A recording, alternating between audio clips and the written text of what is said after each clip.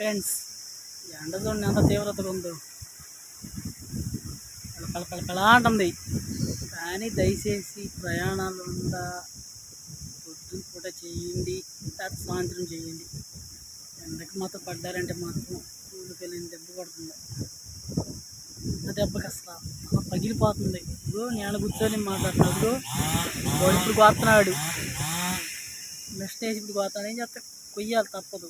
మాకు పరిస్థితి అట్లా ఉంది, సిచ్యువేషన్ అట్లా ఉంటే ఏం కొయ్యిపోతే బండి కలదు, కొయ్యాలి, మేము కొయ్యాలి. అక్కడ కోస్తున్నాడు వాడు.